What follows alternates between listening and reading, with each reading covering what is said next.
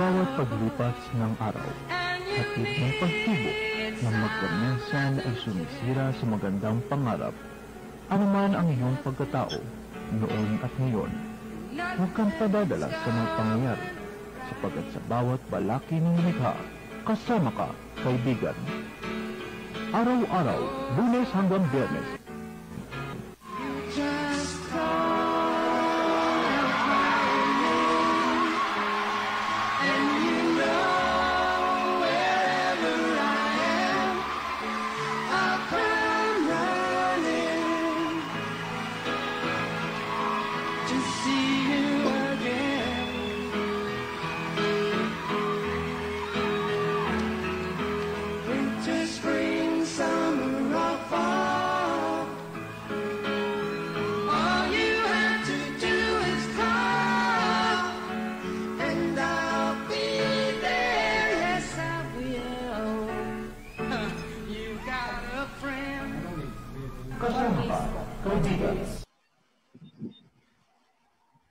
All you have to do is call my name and I'll be there.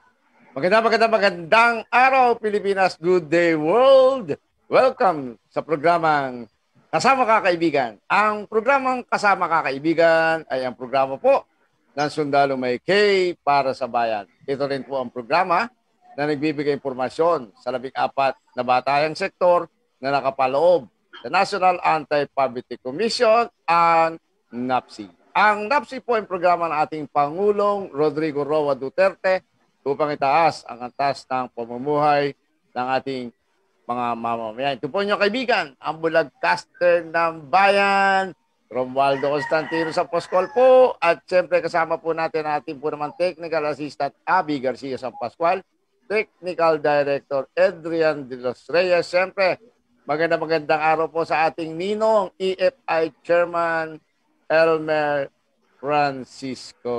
Okay, tuwing araw po ng Webes, unang arangkada natin ngayon, kasama po natin ang magigiting at mga mahusay na leader ng ating sektor.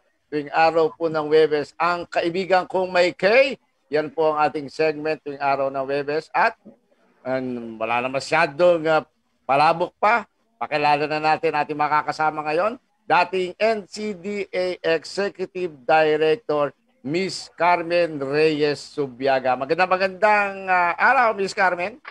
Hello, good afternoon sa lahat ng mga tagaptangkilik ng ating programa, ang Kasama Ka sa Pag-akat, Kaibigan. Okay. At magandang hapon sa iyo, Ka Romel, at syempre kay Carizal, ang ating leading advocate on disability inclusion, at sa ating mga taga-suporta. Yes, at yan po atin, Miss Carmen Reyes Subiaga. Ang ating po namang the advocate, architect, Rizal Morales. Magandang araw sa iyo. Magandang araw sa iyo, Caromel, at sa EFI Jeepney Station. Maraming salamat din at nakasama ko ngayon ng ating kaibigan si Ma'am Carmen Subiaga. Magandang hapon po sa lahat ng tagapakinig ng Kasama Ka, Kaibigan. Yes, thank you very much. Ayan, at ating pong pag-uusapan ngayon, siyempre, kaibigan ko may K, sektor na may kapansanan. Yung sinasabi nga nating sektor na may kapansanan ay kailangan merong livelihood, may access, PWD friendly po ang ating pamayanan, at meron tayong participation in governance, lahat-lahat yan. Pag-uusapan natin yan dahil dito yung ating mga kasama na expert sa ganitong larangan. Matagal na sa sektor na nagbibigay ng kaalwan sapagkat impormasyon, napakahalaga niyan. At para tayo hindi tayo magkakasama-sama, magkakaisa, kundi tayo nagkakaintindihan. Di ba, Miss Carmen Reyes Subiaga, ma'am? Correct, Romualdo San Pascual. Completos, Ricardos. Di ba? Yeah. Ayan po, ganyan ang sektor natin. Kailangan tayo ay masaya, nagkakaisa. Di ba? At siguro, arangkadahin mo, Miss Carmen, regarding doon na mabigyan natin sila ng ideya, ano ang tatakbuhin ng programa natin, lalong-lalo na dito sa tuwing araw ng Webes, kaibigan kong may K. At yung ating, siyempre, mahalaga, yung pangkabuhayan, yung ating, di ba, participation. Pag-usapan Lahat. natin yan. Pag-usapan natin yan, Caromel. Dahil alam mo, may mga nakarating na balita sa akin. Meron daw isang ang alap, naniningil. At nangunguhan ang pangalan ng mga person with disabilities at sinisigil ng 350 para daw sila ay maka-avail ng P3. Ano ba yan? Ito ang sa kanila, Miss Carmen. Bibigyan natin isang magandang arangkada yan. Yan. Ayan. Dapat sa mga yan. Pagpatuloy mo, Miss Carmen. Ito ay nakaka-alarma dahil ang P3 o yung pantulong pangkabuhayan para sa pagbabago ay isang pautang Yes. ng ating pamahalaan sa pamamagitan ng DTI. At yan ay libreng ibibigay yung impormasyon at processing at hindi pwede na ipaprocess ka ng ibang tao. Dapat ikaw mismo alam mo dahil magse-seminar ka. Yes. Bago ka maka-avail yan. Kaya huwag kayong maniniwala sa mga ganyan na kukunin ang pangalan nyo. Sigili kayo ng 350. Kung hindi rin lang kayo nakikipag-usap sa inyong mga negosyo center sa inyong mga munisipyo. Ayan, Miss Carmen, babantayan natin yan. Ako bilang isang bulagcaster, andyan yung ating advocates, andyan naman yung ating leader, Miss Carmen Reyes Subiaga. Huwag kayo maglala. Sana tayong basta matiniwala sa mga ganyan. Dahil ang 350 ay isang araw na budget ng isang pamilya. No? Yes. At kung yan ay manggagaling sa gobyerno, yan ay libre ang impormasyon. Kaya nga tayo ay magsasagawa tayo ng libreng information campaign kung paano natin paano tayo makaka-avail ng P3 yung dito sa pangkabuhayan para tayo ay makapagsimula at magkaroon ang puhunan para sa isang negosyo. Yeah, Miss Carmen, hingin naman natin ng ang ating advocate. Ano yung masasabi niya tungkol dyan na dapat talaga napakahalaga ng impormasyong binibigay ni Miss Carmen sa atin. Advocate Rizal. Yes, kasamang Romel, maganda yung sineshare ni Ma'am Carmen Subiaga. No? Dapat talaga ma-inform natin ang ating mga kababayan, lalo na ating mga kapatid na may kapansanan dito sa Pilipinas kasi mukhang magagamit pa sila. No? Yan ang nakakalungkot. Meron pa tayong mga kapatid na mga Pilipino na bakit kailangan gamitin ang kanilang kapwa. Lalo na ito, di ba sila nahihiya? No? Sorry to say yung word nahihiya. Ang mismong may kapansanan pa na hirap na sa buhay, ang sila pang ginagamit sa kanilang mga pansariling kapakanan, sariling interest. Kaya alam mo, ngayon ko lang ito narinig, Ma'am Carmen. Ako nga, nagulat ako, meron palang ganyan. Siguro sa ating grupo, sa ANGAT, PWD United, talagang dapat ma-inform natin sa buong Pilipinas kung ano yung dapat gawin ng ating mga kapatid na may kapansanan. Ayan. Okay. At with that, syempre, yung isang magandang, hindi magandang balita, pero maganda. At dahil doon sa nalaman natin from Miss Carmen mismo. So, yan, pangkabuhayan. Binigyan na namin kayo ng mga babala. So, buksan naman natin siguro yung tungkol dito. Maraming mga naririnig tayo, Miss Carmen at Advocate Rizal, tungkol dito sa batas ng mga may kapansanan katulad ng yung sa Persons with Disability Affairs Office na alam natin napakahalaga niyan. Miss Carmen, siguro ma-enlighten mo yung ating mga tagapakinig. Ano na ba kalalagayan nito sa ating mga lokalidad ngayon? Alam naman natin na yan inasa sa kamay na ng ating mga LGU at ng DILG bilang mga tagapagpatupad. Kaya sila naman ay binigyan ng sapat na kalayaan para ito ay ma-implement. Ngunit hindi pwede na hindi nila i-implement. Ayan, dapat. Dahil kailangan yan ay sundin dahil yan ay batas at hindi kailangan na ang sangay mismo ng pamahalaan ang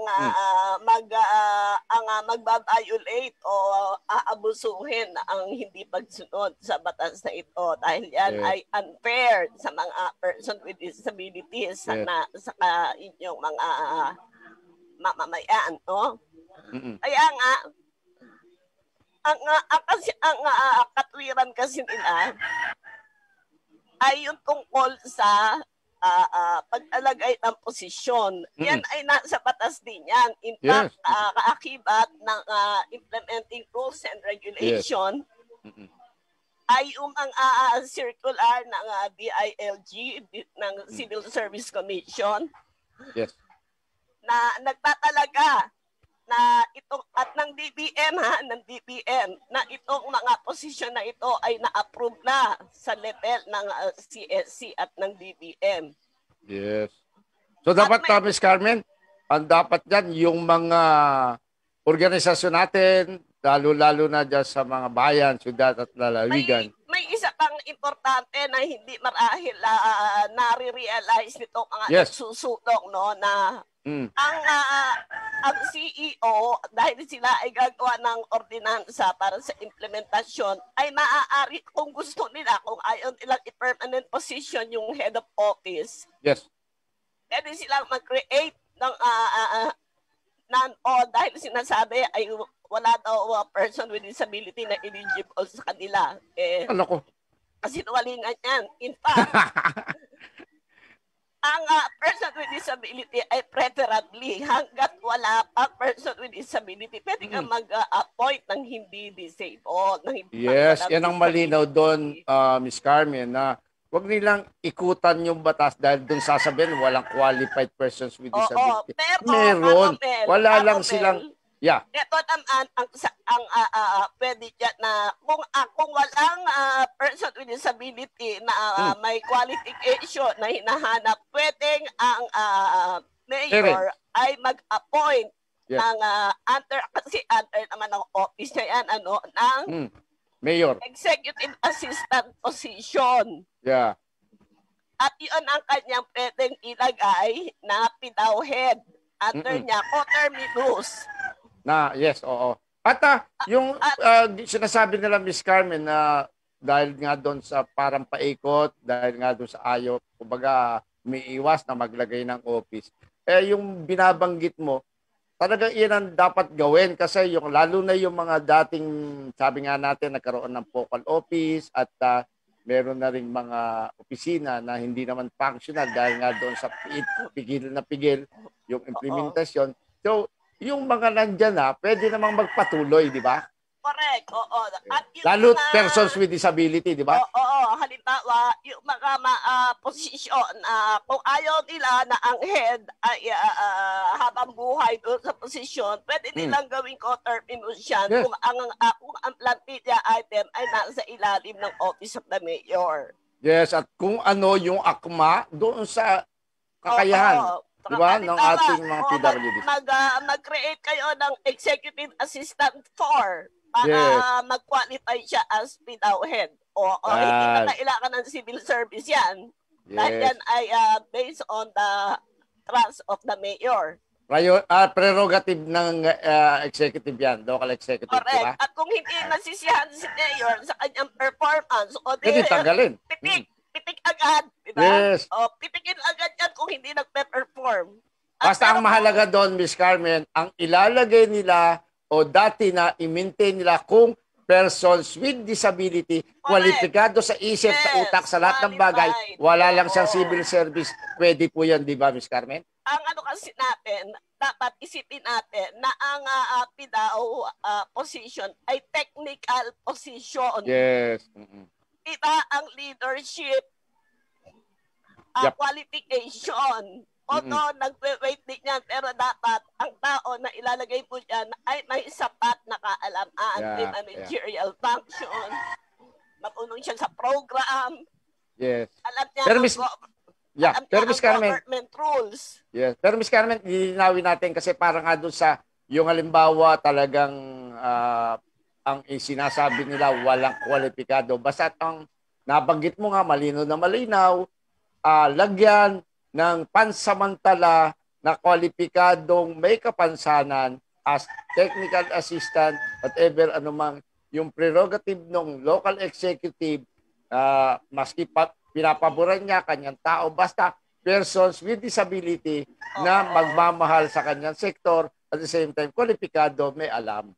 Correct. At syempre, kailangan naman bigyan naman natin siya ng kasiguruhan sa pag-perform ng kanyang duty dahil syempre, pupunta yan kung saan-saan, wala man insurance, tapos magkano lang ang sweldo, at walang benepisyo. Diba? Kailangan fair tayo sa gobyerno. Kumpleto siya. At saka, siya yung prioridad. Habang nandyan sa temporarily, ay mag-exam na bigyan ng pagkakataon na makakuha ng civil service, di ba? Hindi pwede na yung ibang manager ng ibang unit may benepisyo o may bonus tapos itong tao ay walang boses. Di ba? Yes. Kaya ang gusto natin, wala tayong boses dahil pinili natin yung mga tao na hindi naman sila makapagsalita dahil hindi nila alam kung ano ang function ng gobyerno. Para sa mga kapansanan. Tingnan natin ang kadagdagan, si Advocate Rizal Morales. Alam ko, meron din niya mga nararamdaman na ganyan mga pangyayari sa baba. Advocate Rizal. Yes, salamat kasamang Romel. Ma'am Carmen, alam mo yung sineshare mo, napakaganda niyan, no?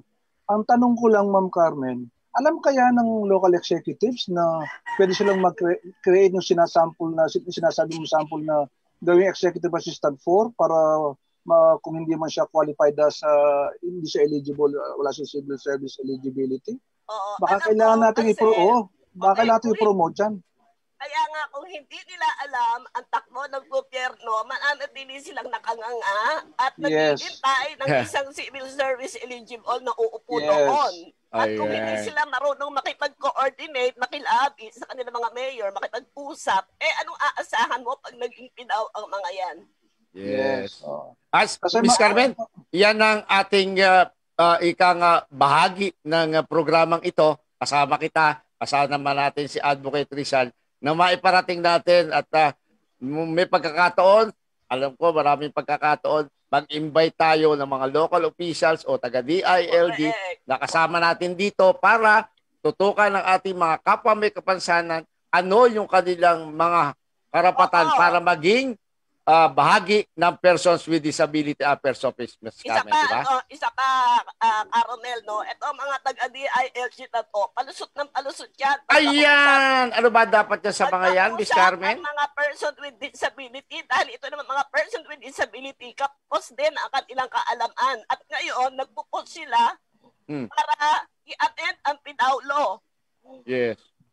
Yun nga yung dapat talaga kahit pa paano hindi na kailangan dahil kung babasahin nila ang implementing rules and regulation at yung mga kaakibat na mga circulars nito ay nasa kanila mismo ang kapangyarihan kung paano ito. Hindi yung gusto mo ba sabihin pa na mag-appoint ka ng ganito ganyan.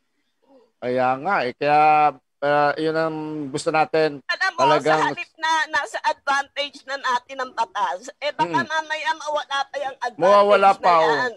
Creativity lang ang kailangan. Kaya yung mga nagsusulong ng pagbabago o pag-amyenta ng batas na yan, magbasa kayong mabuti. Oo, para alam natin kung halimbawa, merong mga pangyayaring napunta tayo, mga leaders ng mga sa lugar na yan na merong sinasabing ganito yung ginagawang paikot sa ating mga leaders na may kapansanan, ay ipaliwanag natin sa kanila ano yung laman ng IRR, yung mga latest na circular regarding do sa implementation, di ba? Alam mo, ang problema kasi sa ating mga leaders, kapag hindi pabor sa kanila, hindi nila yan. Naku naman. Hindi man kayo qualified maging PIDAW, hindi ba kayo matutuwa na meron kayo meron na. Yes. Tama na kayo sa inyong mga constituent. Kung hindi kayo qualified, tanggapin nyo. Susugan ko yan, Ms. Carmen. Tama yung sinabi mo dahil nandun sa halimbawa, sabihin na natin, ikaw ang nauna dyan, ikaw ang pinakamatagal dyan, pero sa hinihingi ng batas na hiningi natin, doon sa RA 10070 at sa IRR nito, hindi ka kwalipikado. Ibigay mo, marami yan na pwede mong turuan, ito dapat nating gawin. Diba? Alam mo, example na lang kita ha, Karumel. Kung sa unahan din nakapag-uusapan, kami wala pang pinaw. Ginagawa na namin yan. Pinupuso namin yung pinaw-office na yan. Diba? Ayun. Pero hindi kami naghangad. Hinangad namin diba? matrain yung mga tao para mapunta dyan. Yan po ang siyang katotohanan sa Rizal. Kami po ay wala pang konseyo sa iba't ibang lugar. Si Caromel, qualified na qualified yan kapag yan sa San Mateo, ayaw lang niyang ipilit yung sarili niya. Oo naman. Dahil siya ay may ibang mission. Masigit pa sa San Mateo ang mission niya. Yes, at di ba, Miss Carmen, nagsimula nga tayo, Rizal Council of Persons with Disability, na talagang, hindi ba, binigyan pa nga tayo ng importansya para makaupo. Mismo, board member ang target namin doon. Di ba? At pwede naman mangyari, kaya lang hindi natuloy yung sinasabing merong batas noon na sa local government, yung, di ba, dapat merong mga representative, di ba, alam mo yun, ang pinagpilian noon, nung tayo nagsisimula sa Rizal, indigenous people, persons with disability, at senior citizen, di ba? Pinaglaban natin na dapat tayo ang maupo, kumbaga, nakuha naman natin yun, nangyari, hindi naman tinuloy dahil parang nagka-problema doon sa IRR ng batas na yon, di ba? Correct. Ayan. So, tuloy-tuloy natin para malinawan, ma-enhance at ma-enlighten ang ating mga tagapakinig, lalo na dyan sa PIDAW. Napakaraming issue ng Miss Carmen. Dagdagan mo pa, Miss Architect Rizal, gusto ko yan tutukan talaga Yes, Caromel, alam mo, may nabasa nga ako report no na ilan libo no ang local government units natin. Pero parang wala pang 1,700 yata yan. Yes. More than. Pero ilan lang no, mukhang wala pang 100 yata ang may PIDAW office. Wala pang 1%. Yes. Tapos 44,000 barangay. Sana man lamang sa barangay kahit committee for persons with disability. Hindi po kailangan na ang iupo natin dyan sa persons with disability committee sa barangay ay may kapansanan. Kung wala pong may kapansanan na kagawad, ligyan nyo po katulad ng sa senior citizens committee sa barangay. Pwede yan. Di ba, Ms. Carmen? Oo, tama yan. Kaya Carmel, siguro Ma'am Carmen, bilang advocate, ako talagang alam nyo, katuwang nyo ako dyan. Hanggang ngayon, kahit wala na ako nag-retire na ako sa gobyerno, siguro yan ang tutukan natin, yung sinasabi nating magsama-sama, tayong mga PWDs, mga leaders at mga individual, kasama nila kami mga advocates, na i-push na natin siguro yan. No? Kasi ang tawag nga lang dyan, long overdue na yan. No? Ako bilang advocate, nananawagan ako. No? Sabi ko kay Ma'am Carmen, bilang kaibigan ko din na leader, ako, di ba, pwede nyo akong makatulong para tayo magsama-sama, no? Buong Pilipinas, sa lalo yung mga leaders. Kasi ang dami, ang tagal na. Imagine mo, kwento ko lang sa inyo, since 2006, naging advocate na ako. Nag-retire na ako sa gobyerno. So imagine, 14 years ago, no, kasama niyo rin akong sumisigaw, no, lumalaban sa mga karapatan. Pero nakakapanlumo, no? Pasensya na po sa salita, nakakapanlumo. After 14 years, no, wala pa rin. Alam mo, Advocate Rizal Morales, ganito lang yan. Kaya alam mo, ako mismo, natuwa nung si Miss Carmen ay nag-initiate na para tayo ay magkaroon ng isang United Persons with Disabilities. Sapagkat etong pinag-uusapan natin na to, patikim lang to, alam ko magiging isang bihikulo kung ang implementasyon ng Persons with Disability Affairs Act, ang RA 10070, sa bawat bayan, no?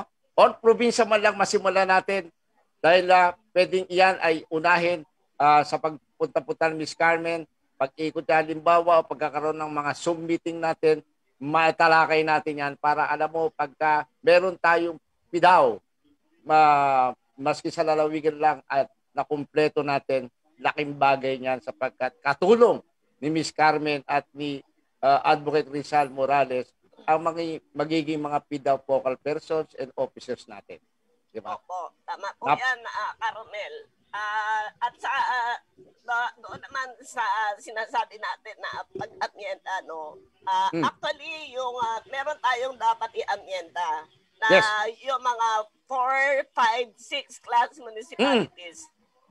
Yan ay dapat gawing office na. Ay, hindi na focal office lang. Dapat talaga regular office din. Bakit ka mo? Dahil ang mas mahihirap na munisipyo, yan ang mas maraming may kapansanan. Yes, oo, tama ka dyan. Dahil sa kakulangan. At kung may isang office na makikipag-coordinate para sila ay makakuha ng mga tulong para sa kanilang programa, yan ay mag-agawa nila kung sila ay office. At hindi aasa lamang sa kanilang budget dahil ang PIDAW ito ang kaisa-isang opisina na pwedeng mag-solicit ng pondo para sa mga programa. Ayan, dapat talaga alam nila yan, Miss Carmen. Kaya napakalaga, Miss Carmen, handyan ka at yan ay uunti-unti natin. Maski dito isang beses sa linggo, mahimay natin. Ano ba talagang dapat na lang nung mga leaders natin ay kailangan ma-improve natin, Miss Carmen, sa pamagitan ng iyong initiative na magkaroon ng isang nagkakaisang sektor na may kapansanan sa buong Pilipinas, Miss Carmen. And Advocate Rizal. Dapat, di ba? Tama. At alam mo, Caromel, hindi sapat na ikaw ay may puso, matulugin. Yes. Ang kailangan, ikaw ay nagbabasa. Iyan. Nagbabasa ka ng batas at inuunawa mo. Hindi sapat na ikaw ay may puso dahil ang puso mo ay hindi nakakakita. Nakakaramdam lang yan. Nakakaramdam lang. Minsan mali pa. Hindi pa makakabasa yan. Hindi makakabasa. Dahil sa ating pakikisalamuha sa gobyerno, dapat matalas ang isip mo para hindi ka mapaikutan ng mga masasamang ayan, naku naman. Diba? Kaya nga, Miss Carmen, yan, sabi ko nga, ay duduktong natin. Iduduktong natin, Miss Carmen, na hindi po kailangan mataas ang pinag-aralan. Ang mahalaga po, nauunawaan natin. Kasi meron namang bersyon ng batas, lahat ng batas ay lalabas. May wikang Pilipino, di ba? Sino ba ang magtatrabaho? Hindi tayo mga frontliners. Yung head, nagbe-direct lang yan. Pero ikaw ay without staff, ikaw mismo ang kaharap at hindi mo na kailangan ng kung ano-anong eligibility para magtrabaho ka sa PIDAW. Siyang tunay, Miss Carmen. Dahil ang na-appoint na pinuno ng PIDAW ay may puso sa may kapansanan. Siyempre, ang a-appoint niya ng mga staff, mga may kapansanan. May kapansanan din, siyempre na, di ba? Na may mga kaalaman na kanya-kanya, di ba? Halimbawa, di ba? Ba't kayo matatakot na non-disabled o isang may kapansanan na walang ma-appoint?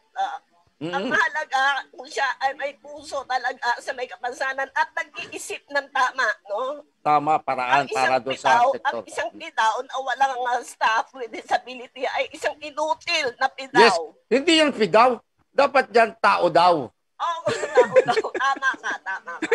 Kung PIDAW, Persons with Disability Affairs Office. Hindi mo pinapractice ang iyong ang sinasabi na opisina mo, promoting the rights of person with disability. Unang-una, kailangan employment, i-involve mo sila. Yes, oo. Yan ay isang bahagi para po tayo makatulong sa employment. Hindi na at po kailangan... At isa, Caromel, may isa tanong. Yung mga PIDAW na kaaway ng federasyon. Ay, anong klaseng PIDAW kayo? Hindi dapat. Kung hindi kayo matanggap ng federasyon, anong programa ibibigay nyo sa kanila? Yes. You resign. Matigasan kayo. Dapat kung hindi nyo makasundo ang federasyon, hindi yung i-dissolve nyo agad. Yes. Kailangan bigyan ng pagkakataon, di ba? Bigyan ng pagkakataon at yan nakikita ang inyong kakayanan kung paano kayo makipag-negotiate sa publiko. Dahil kung mismo yung constituent nyo with disabilities hindi nyo mapaamo, ay wala kayong kapatan na maging PIDAW. Wala kayong pupuntahan bilang leader na may kapansanan. Kaya, ayan, ito po sa pagpapatuloy ng ating palatuntunan, no? Kasama kakaibigan, every Thursday po, meron po tayong kaibigan kumay. Kaya dito nyo po malalaman with siyempre, Miss Carmen Subiaga na talaga namang hindi naman masyadong matagal. Kumbaga, matagal-tagal lang na talaga isinusulong yung kapakanan ng kapansanan at yung Advocate Rizal Morales. Kaya nasa tamang kamay kayo. Kalahati ng buhay natin, iniukot natin sa may kapansanan. Yes, at yan po, ako mismo makakapagpatunay dahil po yan ang mentor ko. Hindi ko po yan tatago. Noon ko pa yan sinasabi. Miski may nagsasabi, ba't ganun si Romel kung magsalita? Pero ang totoo po niyan, basta't yan ang kasama ko at yun nga, being my mentor sa buong Rizal. Kaya ako naging Romel San Pascual ngayon dito sa broadcast. Siyempre, maraming natutunan. Diba? Maraming natutunan ang inyong lingkod. At ang gusto lang ni Ma'am Carmen talaga sa aking kwenta sa kanya ay siya matuwid lang. At yung hindi pwede dito yung, oo nga, may kapansanan tayo, pero hindi naman kakaawaan ka, ilalagay sa isang posisyon, wala kang alam. Hindi kawawa yung sektor natin. Oo nga. Di ba? Iyon. Sino ba ang kinawawa mo? Sweldo ka nga ng maganda. Yung sweldo mo karapat-dapat. At yan ba ay makatarungan para sa mga may kapansanan na dapat nakinabang. Yes. Eto wala sa inyo. Boom! Yeah. Di ba? Nauna na ako. Ayan. Ang sinasabi ko sa inyo. Kaya nga dapat Advocate Rizal, ikaw, baka meron ka gustong iduktong susog doon sa pinapahiwatig natin sa ating sektor. Una nating binibigyan ngayon ng ipaalala yung mga leaders natin ng may kapansanan. Magkakaisa tayo kung meron tayong pagbibigayan at alamin natin saan tayo nakatayo. Di ba, Miss Carmen? Advocate Rizal? Katulad ko, di ba? Caramel, maganda tong ating ating conversation ngayon kasi nga sigurado yung mga nakakapakinig natin at mga makikinig nitong programa mo, kung hindi mo programa natin to, kaya nga kaibigan kong Maykay, ayan. Yes, saka yung di ba? Yes, at nakakasiguro sila Advocate Rizal, Miss Carmen, nakakasiguro ang tagapakinig natin, napakarami nito. Alam mo ba yung followers ni EFI Jeepney Station sa pamamagitan ng Sir Ernel Francisco, 74,000 lang naman. So, di ba, kita nyo naman yan. At nasa kamay kayo ng maayos sa pamamagitan po ng dalawang kasama. Ako lang po taga-pamagitan, taga-sulsol. Pero sila po yung mag-ipapaintindi sa inyo. Sila po yung may kaalaman tungkol dyan. Correct. Caramel. Yes. Caramel. Yes. Batiin natin yung ating mga masugid na tagapakinig. Ayan, siyempre naman. FB Live, no? Sa Sir Bong Ariola from North Caloocan. Hello po, Sir Bong. Yes. Absin Elms from Paete, Laguna, Visual Impairment Group. Yes. At syempre sa ating magandang kaibigan, si Miss Lindsay Tugane. From Cavite. Hi, Lindsay. Hello. Ayan. So, ayan, binati na natin yung ating mga masugid na taga-subaytay. Yeah, at alam mo, Miss Carmen, para pati yung ating dito sa ating programa, unang arangkada pa lang to ng EFI Jeepney Station kasama kaibigan. Ito ang gagawin nating persons with disability friendly program sa buong mundo na, hindi lang Pilipinas. At sisiguraduhin natin, workout ko na, Miss Carmen, na magkaroon tayo ng insert, magkaroon tayo ng sign language interpreter sa ating palatuntunan. Yan. Pagtutulungan natin yan, Miss Carmen. Di ba? Oo, sige, pagtulungan natin yan. At syempre, susunod yung ating pang-Huwebes na edisyon ay lalagyan natin ng kasama ka sa pag-angat, kaibigan. Yes! Alright! Ayan, ang gusto ko sa iyo, talagang tumatakbo programa, may naiisip na. Ganyan ang leader dapat. Hindi yung natapos na yung programa, natapos na yung pagpupulong, walang naisip. Ayan. Di ba, Miss Carmen? Yes. Yan po yung... mabilis tayo mag-isip. Yes. You're very witty, ma'am. Yan. Alam mo, Caramel, ako bilang advocate, bilang kapartner ninyo, natutuwa ako, no? Siguro ito na yung simula. Tama. Nakalagay diyan kay Ma'am Carmen. 2021 Unite as One, no? Napakagandang pakinggan yan. Siguro kasama ka, kaibigan, angat. Yes. Yeah. Yes, ibig sabihin na pagpatuloy na natin ito, napakaganda nito. alam mo, kung walang mag-uumpisa, sinong mag-uumpisa kundi tayo-tayo, di ba? Lalo ng Oo sektor. naman. Ano Oo, ano ito sinasabi? na yun. Miss Carmen, ano sinasabi ng panon Captain Talyon, yung about us? Nothing about us without us. Without us. Ayun, talagang wala talaga kung wala tayo dyan. Yan. Oo, kailangan nandyan tayo palagi. Diba? Maramdaman. Oo. Okay, Miss Carmen, yan. Siguro maganda, mayroon pala tayong oras ay yung mga pagbate kung meron ka dyan. At sasabihin natin, huwag po kayo automatic po ito. Live po tayo, 2 to 3. Makita nyo po pagka nagpunta po kayo sa Elmer Francisco page at makikita nyo po din yung programa. Pwedeng masagot ni Miss Carmen yung mga text messages nyo, ano po yung mga gusto nyo malaman or may query kayo at pagbate, hindi mawawala po yan. Di ba? Nakashare tayo sa ating angat PWD United page 2030 at sa angat PWD group natin. Ayun. So nakashare tayo dyan at sa Disability Rights Advocate Quarter. Yes, napakaganda. Yan po ang sinasabi natin. Pagtulong-tulungan natin na tayo po ay talagang magkaroon ng isang angat kaibigan dito nakasama ka kaibigan. Yes. Kaya nga Carmel, nagpapasalamat din ako sa iyo at kay Ma'am Carmen at sa mga kasama natin sa Angat PWD United, no, yung core group, lahat ng mga membro at na umaagapay ngayon. Siguro ito na nga, ulitin ko, ito na simula, gamitin natin ng mga istasyon na ito, no, yung mga programang ito na para sa pag-angat ng PWD, no? Para wag tayong magsawa, wag tayong mapagod na manawagan, inform sila. Tulad ng mga sinasabi ni Ma'am Carmen, yung iba pinag-usapang, iba, may pagkaperahan pa nila yung mga kakantahan natin sila.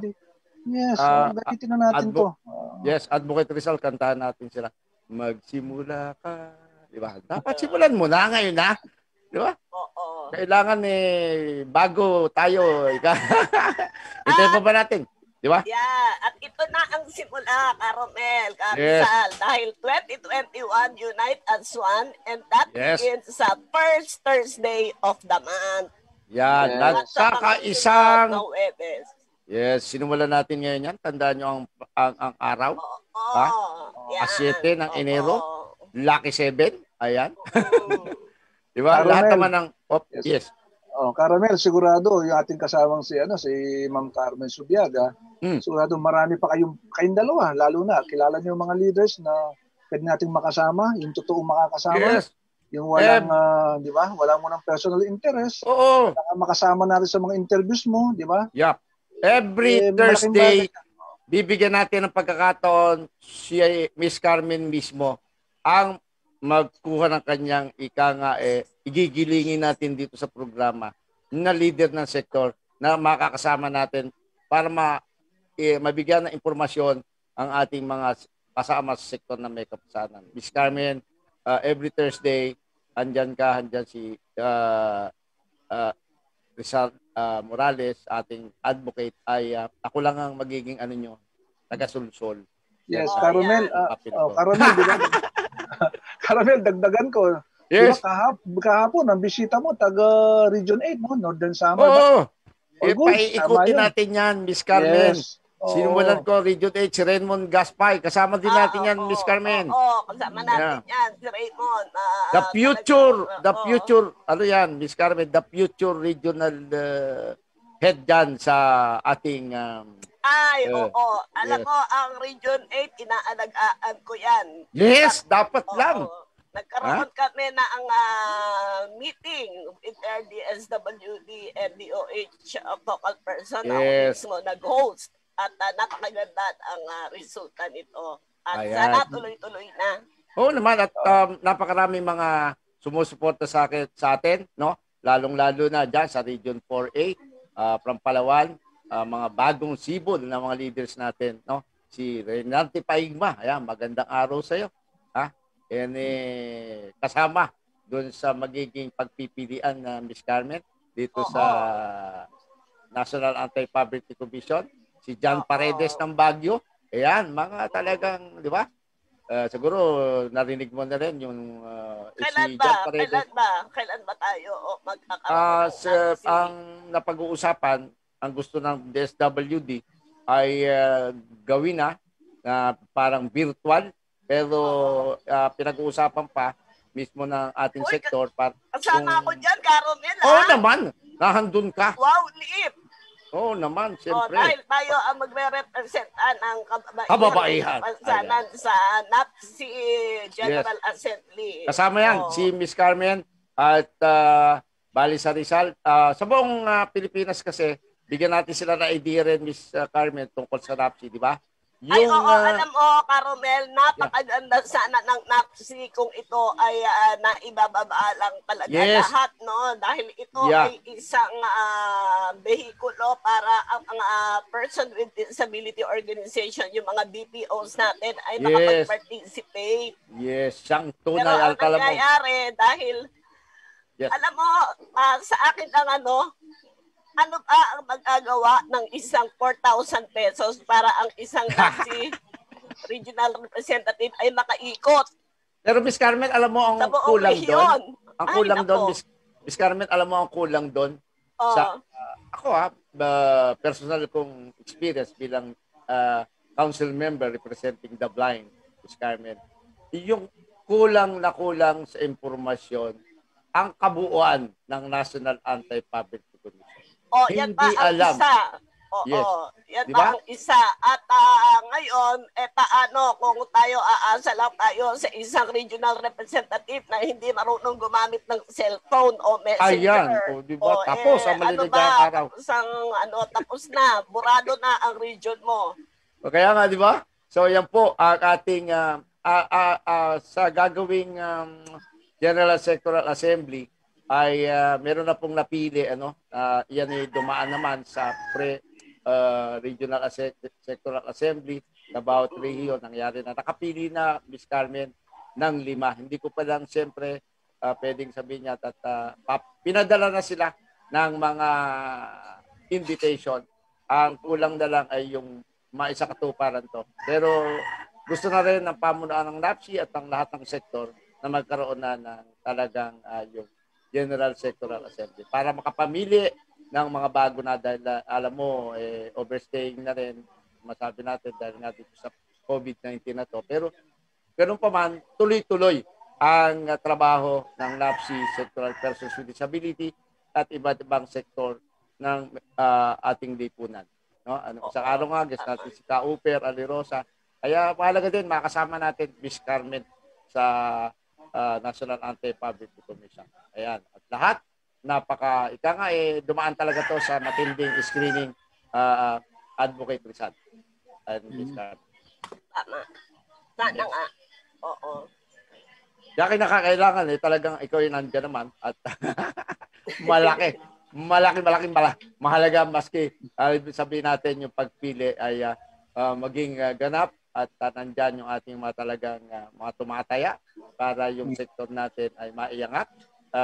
Hindi yung yung mga council member, hindi yung mga SRs ang maging mga maangat ang kanilang katatayuan sa buhay, kundi yung sektor na inyong nire-represent dapat. Di ba? At alam mo kasi, at ito rin ay dahil ang mga NAPSI representative ay dapat na sinusuportahan ng kanilang organisasyon. Yes, yan ang number 1. Kapag ang organisasyon mo ay patay, wala ka. Kaya nga, siguraduhin natin na yung mga pinipili natin magre-representa ay may mga organisasyon talaga na kaya silang sustentuhan. Yes, at tumatrabaho. Ayan, kaya nga ako. Tumatrabaho, diba? Talaga. Kaya yung iba naman, hindi natin masisi kung hindi sila makapagtrabaho. Wala naman sila pagkukunan. Diba? Walang pagkukunan. Isipin mo. Pagkukunan. Kwento na natin, Miss Carmen, para may idea rin yung ating sektor na wag nilang sisihin. Alam nyo po, ang sweldo ko po sa NAPSI, hindi sweldo po ito, honorarium, 40,000. Honorarium binabawasan pa. Binawasan. Withholding tax. Yes, kaya nga alam mo, Miss Carmen, ang honorarium ko, ang laki. 37,000. Ay my God. Sa 10 buwan. Sa 10 buwan yun, 10 buwan ko naman, di pa ako tapos. 7,000 sa loob ng isang 10 buwan, 10 buwan. O di 3,007. Ayan po. 40 sana yan eh. Kung 40, ginawa nag-request lang ka. na, ano na lang, traveling allowance na lang Yes. dapat, hindi na honorarium. Alam mo, Miss Carmen, nag-request, yun yung resulta, binawasan pa. Dati kami 4K, no, na ang requirements namin, mag-submit ka ng Certificate of Compliance ng 4 na beses. 4 na beses ka magpapamiting dapat, nagagampanan naman natin yan. Pero alam natin kung ano ang dahilan yan. Kasi wala naman talaga nagpapamiting, mga yung iba dyan, gawa-gawa lang yung mga... Yes, tayo walang problema. Pwede natin justify. Ito, kasi bahagi ng sa Certificate of Compliance ko ng every month, yung 4 times na yan, ay yung program ko, syempre. Mas malawak ang sakop nito. Di ba? Kaya, kumbaga, katulad nito, bahagi na to ng pwede kong gawing Certificate of Compliance ko. Yung ang pinag-usapan natin, di ba? Interview with Miss Carmen, pinag-usapan natin para sa may kapansanan and Advocate Rizal. Kaya yan. Nagsasabit na po ako ng Certificate of Compliance ko po, in public. Buti nga ngayon nakikita mo kung ilan yung nag-view ng iyong programa. Kung maka-view ka kahit 500 lang bawat isang, that is equivalent to 500 people. Yes, oo. Alam mo, yung reach natin, Miss Carmen, everyday yan, yung reach natin ay hindi bumababa ng 1K. Kaya kahit pa paano. Siyempre, tataas pa yan. Kahit sabihin mo, right on this day, meron tayo 500 viewers. Diba?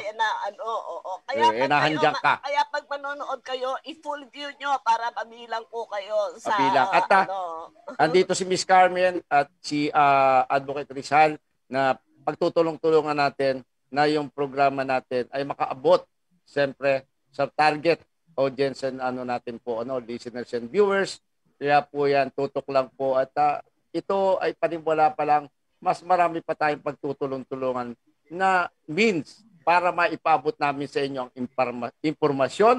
Ayan nasa isip na rin ni Ms. Carmen na gamitin ang iba't ibang social platform para marating kayo. Yan po ang hangad at siyempre magkakaisa tayo kung naiintindihan natin bakit tayo magsasama-sama. Diba? Correct. Batiin uli natin yung iba pa nating mga taga-subaybay, no? Yes, Miss Gloria Antwerpia. Ayan, Miss Gloria, ito para sa'yo. Oo, at syempre si Miss Elizabeth Betchy Kalaykay Indoko na siya po yung PT natin na naka-wheelchair. Yeah. Sa East Avenue Medical Center. So, yan po. Kita nyo ang ating mga persons with disability. Lahat yan nasa napasok na natin lahat ng field of endeavors at tayo naman ay talagang hindi for compliance or para preferential treatment. Sabi mo nga, physical therapist, di ba? Meron tayong doktora, di ba? Kompleto. At saka Caromel, itong si Ma'am Gloria, no? Ma'am Gloria Antwerpia ay adopted member ng San Mateo Montalban at siya ay head na PWD organization dahil napaka matulungin niyan. At siya rin ay officer ng Marikina PWD Federation. Ayan, parang nakita, na parang narinig ko siya at naramdaman. Hindi ko po kayo nakikita, mama, pero alam ko, Ma'am Gloria. Siya rin po ang ating media coordinator ng Angat PWD United. Yes, napakasipag niyan. Lagi talaga. I-guess din natin siya one of these days. Yes, oo naman. Lahat-lahat, Miss Carmen, at isa pa na nasa isip natin nga yung iba't ibang social platform, no? Yung media platform ay atin ay pagtutulong-tulungan para tayo ay makaabot sa iba't ibang bahagi ng ating kapuluan. Para doon, iba yung, di ba, iba yung sinasabi ko nga na madali magkaintindihan kung tayo ay puno ng impormasyon, Miss Carmen, di ba? At para din sa kaalaman ng lahat, ang ating architect Rizal Morales. Yes. Siya po ay isa sa ating mga lead at siya ay isa sa mga founder ng DOTR Accessibility Task Force, no? At ngayon ay ni-utilize natin siya para tumulong sa ating mga LGU na mag-conduct ng accessibility audit. Yes. Kaya nga kami po ay ito kasama natin Miss Carmen, Advocate Rizal Morales, sapagkat ang expertise niya na masabi natin ni Advocate Rizal Morales, yung accessibility, galing po yan ng DOTR. At si Miss Carmen. Pwede siyang mag-design ng accessible tricycle for wheelchair user. Kaya huwag niyong sayangin ang pagkakataon. Advocate Rizal Morales po. Pwede niyo i-invite. Yes, at Miss Carmen naman, hindi na natin kailangan ibandera pa. Alam nyo at kilala nyo, Miss Carmen Subiaga, andyan na. Matagal na. Oo, matagal na. Na talagang... Pero bata pa. Bata pa rin. Bata pa yan, Miss Carmen. Sinabi ko lang matagal. Siyempre, yung punong-puno ng experience. Alam mo naman tayo, Caromel, hindi tayo, pareho tayo, hindi tayo nagkaka-wrinkles, no? Yes naman, siyempre, masaya tayo. Si Caromel, noong araw, ganyan ang itsura niya. Hanggang ngayon, ganito pa rin. Ito para sa'yo, Miss Carmen. Oh, yeah. Love you. Yan po. Ganito tatakbo ang ating palatuntunan. Mga aking kaangat. Ayan, kaangat. Aangatin natin. Unang-una, ang buhay at katatayuan ng mga may kapansanan. Mga kaangat, lagi makakasama niyo ko kami. Kahit hindi po Thursday, basta kailangan niyo po ang Miss Carmen. Madali naman po maabot yan. Sum lang tayo at siya Advocate Rizal Morales. Anytime po yan. Hindi yan yung pwedeng parang nakapila ka. Pag tumawag ka dyan, nagparamdam ka dyan, tiyak, sasagutin ka, papansinin ka dyan. Ano ang pwedeng ipaglingkod. Ganyan yung dalawa na yan. Kaya ako kita nyo, sabi ko nga kay Advocate Rizal, kailangan siguraduhin mo itong Webes, kasama natin ang Miss Carmen. Para masimulan na natin yung dapat nating simulan, Miss Carmen, di ba? Correct. Oo. At na tayo ay umangat na. Yes! Tayo manatili sa ibaba, umangat tayo. Aangat ang kabuhayan natin, aangat ang ating kaalaman, aangat ang ating lahat. Hindi po aangat tayo sa lupa. Yun ang dapat yung isipin. Yan po ang mithiin namin ni Miss Carmen. Pag hindi ka umangat, ano ka? Yes. Pag hindi ka umangat, ano ka? Ayan, mag-isip ka, pag hindi ka umangat, marami ka pang babalikan sa buhay. Ayan, marami alamin. Di ba? Kaya dapat tumutok po kayo sa lahat po ng programa ng ating Angat, Persons with Disability United. At ano man po, kung saan man po yan, in-invite kayo ni Miss Carmen, ni Advocate Rizal, tayo po ay bigyan natin ng importansya. Mahalaga po ito sa ating sektor. Correct.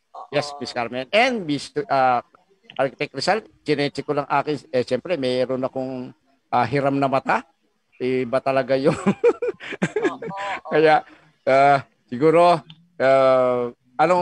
ilang minuto na lang ba nalalabis sa inyong dalawa? Mahiram ang mata nyo.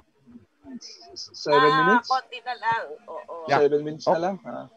Ladies first, ang ating para makumpleto pagpapaalam at paalala sa ating mga tagapakinig. Miss Carmen, unahan mo na.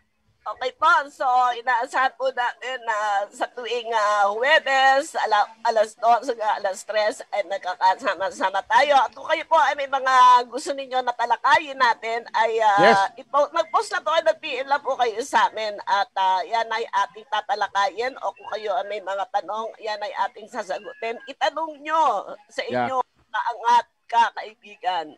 Pwede ba ibigay mo yung okay lang sa'yo, yung contact details o ano ba, Facebook okay. account So, mo or whatever? Pwede niyo po ako sa aking Facebook, Carmen Reyes Zubiaga.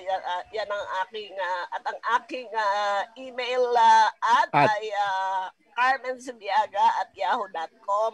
Yan po, yan kayo. Yes, kita niyo na. Tama yung, kumpleto yung banggit ko kay Miss Carmen.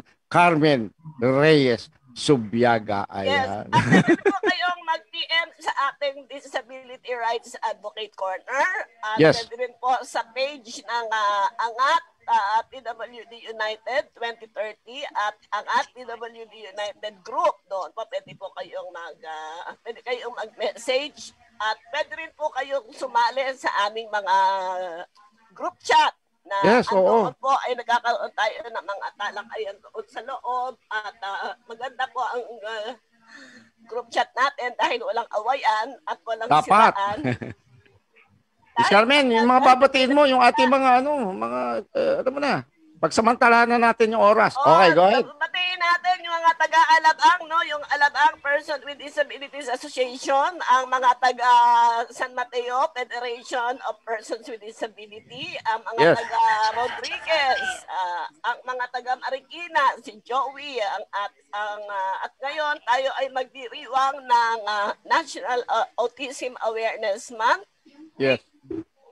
So, binabati natin ang lahat ng mga Autism Society Philippines and their chapter members nationwide.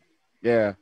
At, pwede natin kunin yan, Miss Carmen, sa Thursday na maigis natin yung pwedeng makapagsalita sa kanila. Dahil ngayon ay wala tayong autism, celebration?